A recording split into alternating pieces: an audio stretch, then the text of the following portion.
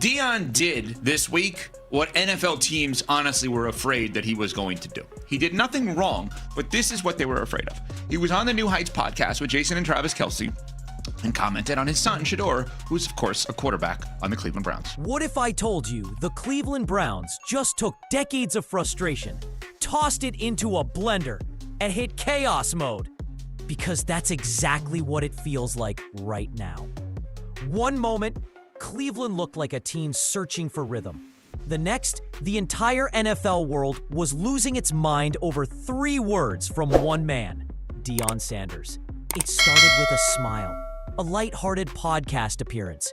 Just Dillon being Dillon, confident, funny, charming.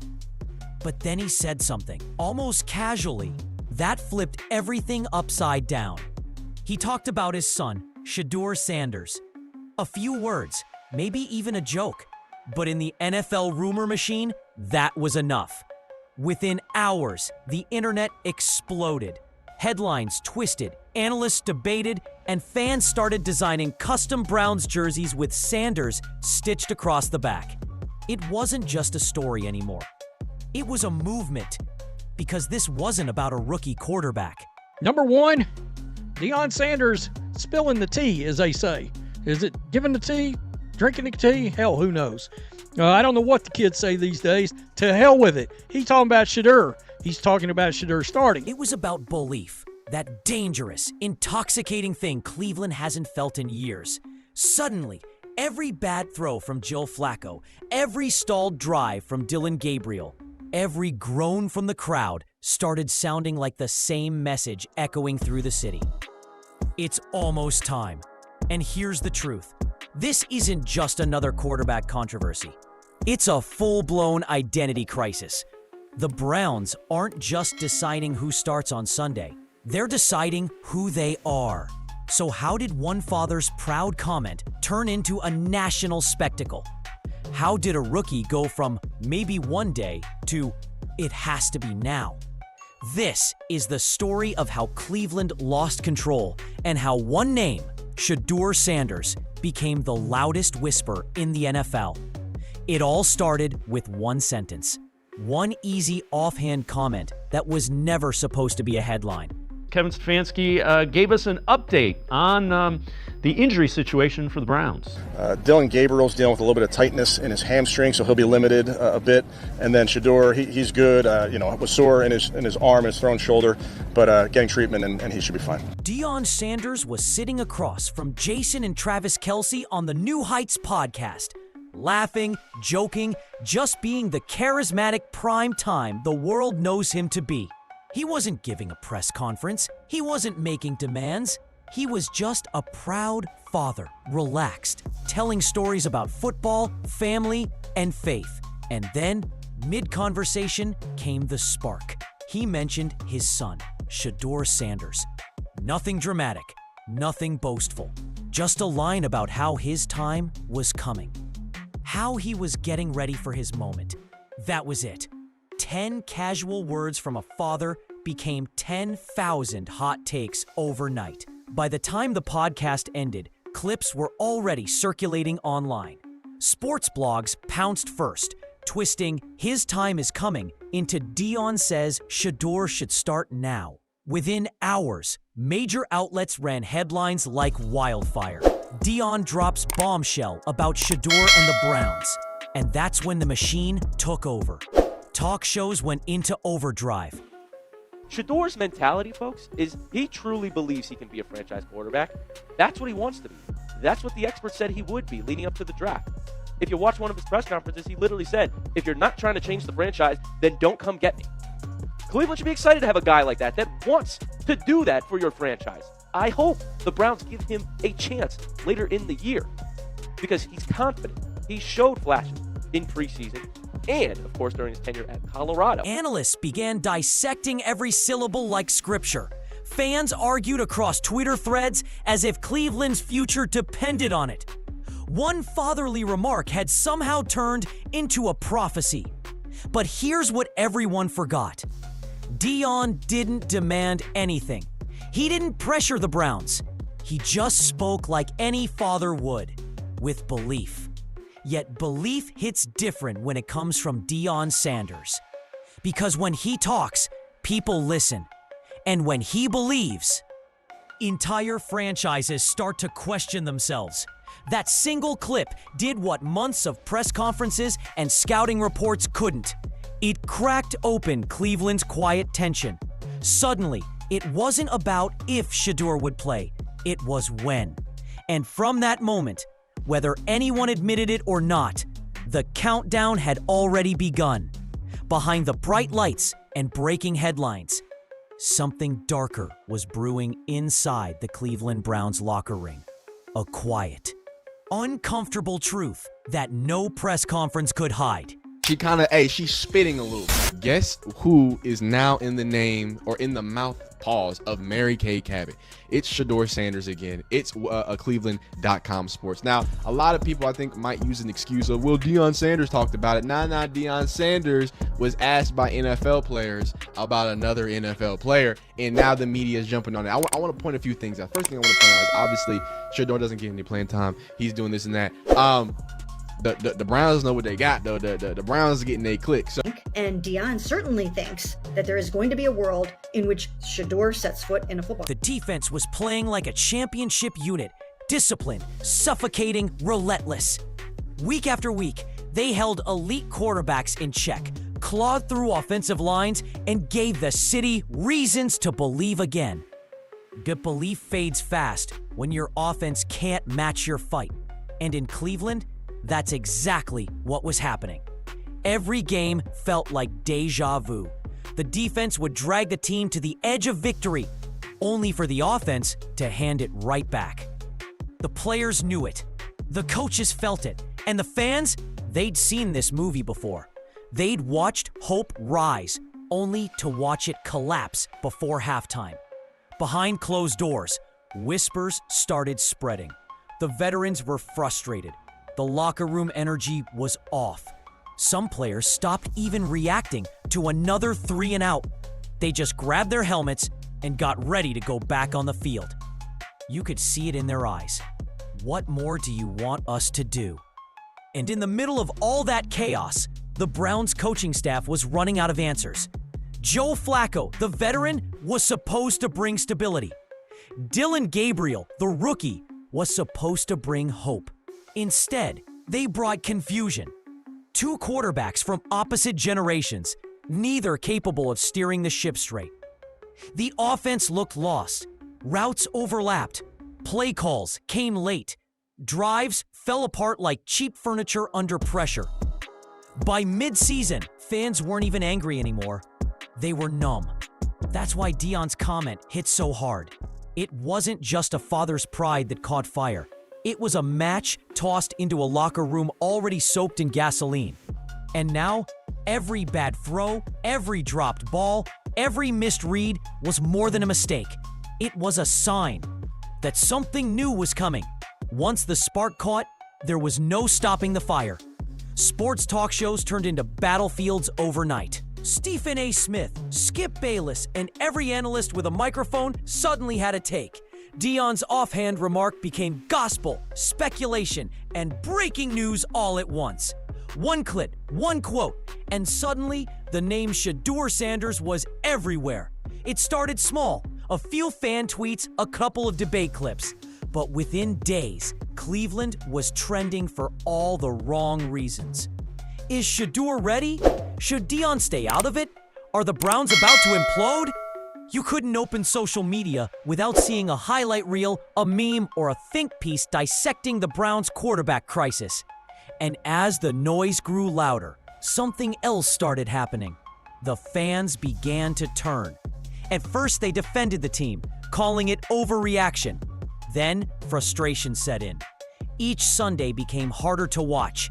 Every stalled drive, every missed throw, every wasted defensive stop pushed the crowd closer to a breaking point. The chants started quietly at first. You could barely hear them through the broadcast mics. But by the third quarter of their next home game, it was undeniable. Thousands of voices rising together, echoing through the stadium. Put Shedeur in! Put Shedeur in! Local reporters caught it. National media amplified it.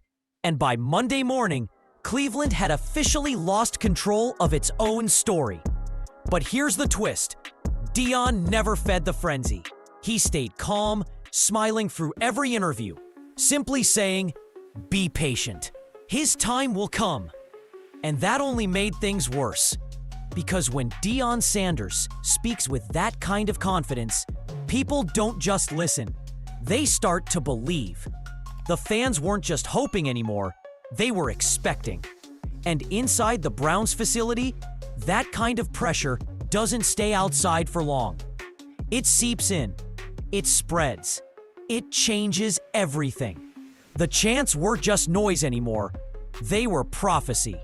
And the two men standing between Cleveland and that prophecy were Joe Flacco and Dillon Gabriel.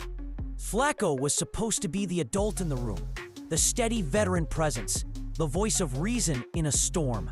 But when the ball snapped, all that experience melted into hesitation. Watching him drop back felt like watching time slow down, a man trapped in quicksand, each second heavier than the last. Every throw looked forced. Every drive ended in confusion. The fans didn't need to be experts to see it. They could feel it. And Dillon Gabriel, he was the hope that came too early, the experiment that wasn't ready. In college, his arm looked electric. In the NFL, it looked terrified. The game was too fast, the windows too tight, the pressure too real. You could see it in his eyes, the difference between believing you're ready and being ready. Every game became a rerun of heartbreak. Flacco missing open receivers by yards. Gabriel crumbling under the blitz. Tries ending before they even began. It wasn't just failure, it was exhaustion. The kind that drains belief out of an entire city. The defense, the one bright spot, started to fade too. Not because they lost skill, but because they lost faith. You could see it in their body language. The quiet frustration of carrying a team that refuses to move forward. And yet, through all of it, the camera always found the same shot. The sideline, the bench, and one man waiting. Shedeur Sanders, calm, focused, silent. While the veterans flailed, the rookie didn't move. He didn't fidget, he didn't complain. He just watched. Like a man studying chaos he already knew how to control. The fans saw it too, and every misfire from Flacco, every sack on Gabriel, made one thing clearer. Cleveland wasn't watching a season fall apart. They were watching the end of an era and the beginning of something bigger. While Cleveland unraveled in front of millions, one man stayed perfectly still. Every game, every sideline shot, every frustrated timeout, there he was, Shedeur Sanders, calm, collected, watching. He wasn't pacing or pleading for a chance. He didn't need to. There was something different about him, that quiet kind of confidence you can't fake. Eyes sharp, posture steady, like a soldier waiting for his signal. It wasn't arrogance, it was certainty. The kind that says, "I know my time's coming, and I'll be ready." You could almost feel it through the screen. Cameras kept finding him. The broadcasters started mentioning him more. Even his silence became its own storyline. Because while the rest of the team stumbled through confusion, Shedeur looked like the only man who understood what was really happening. He wasn't reacting, he was reading. Reading defenses, reading mistakes, reading the moment he'd eventually take over. And that's the part that scared everyone, even the veterans. This wasn't a backup hoping for an injury or a mercy snap. This was a quarterback quietly preparing to inherit the franchise. Dillon Sanders saw it too. In interviews, he didn't demand change, he predicted it. "Be patient," he said with that half smile. His moment's coming. And when Dillon says something's coming, history says he's usually right. The energy around Shedeur began to shift. Reporters called him poised. Analysts said he looked ready. Fans started showing up in number 14 jerseys that hadn't even hit the official store yet. He wasn't just waiting for a play call. He was waiting for destiny. Because everyone could feel it. The next time that helmet went on, it wouldn't just be another substitution. It would be the moment Cleveland's future finally stood up. And when that happens, silence won't exist. The stadium will erupt. The story will flip, and the Browns, whether they're ready or not, will belong to Shedeur Sanders. It happens quietly at first. A helmet strap clicks. A headset lowers. And for a moment, the noise in Cleveland fades into something else. Anticipation. Then, the camera pans to the sideline, and the crowd realizes what's about to happen. Shedeur Sanders is going in.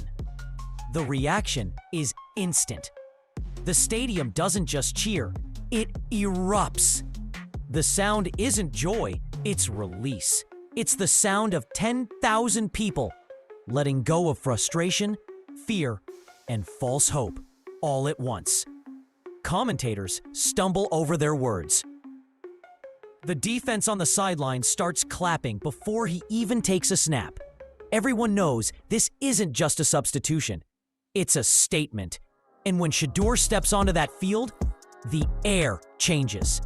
He doesn't jog, he walks. Slow, calm, confident. The kind of walk that says he's been here before, even if it's his first time. The cameras can't look away. Every step feels like the start of something that's been building for months. The huddle forms. Players lean in. You can see it in their faces. Belief. Maybe for the first time all season. The same team that looked disconnected suddenly looks alive. The same crowd that once groaned after every drive now holds its breath. Then comes the snap. Smooth, sharp, clean. And when the ball leaves his hand, quick release, perfect spiral, complete. The roar that follows isn't about the play. It's about what it means. Because in that moment, Cleveland sees it. A future that finally makes sense. From the chaos of the past to the promise of right now. Shedeur Sanders isn't just throwing passes, he's throwing lifelines. This is more than a debut. This is a takeover.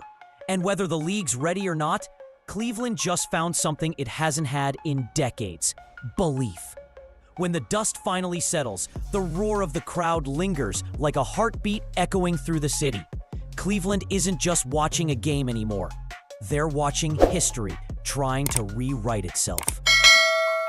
If Shedeur wins, he becomes a legend, the rookie who walked into chaos and turned it into belief. But if he falls, he becomes another ghost in the city's long, painful curse. There's no middle ground anymore. The line between destiny and disaster has never been thinner. Still, something feels different this time. You can sense it in the fans, in the locker room, even in the air. It's the kind of energy that says maybe, just maybe, this is the one time Cleveland gets it right. Because destiny doesn't knock twice. And in Cleveland, when it finally does, you better be ready to open the door. For years, this franchise has been defined by heartbreak, false starts, and the cruel rhythm of hope followed by collapse. But tonight feels different. Because for the first time in decades, belief has a face, Shedeur Sanders. Every throw he makes, every first down he earns, feels like a small act of rebellion against everything Cleveland has suffered through. He's not supposed to be this calm. He's not supposed to look this ready. Yet there he is, leading a team that was supposed to be broken, and suddenly, they don't look broken anymore. Fans in the stands are crying, laughing, filming, desperate to capture a moment they never thought they'd see. Commentators who once doubted him are tripping over their words, realizing they might be witnessing the start of something bigger than football. But here's the truth. This isn't the end of the story. It's the beginning of a gamble. Because in Cleveland, every rise comes with a risk. Every hero is tested. ...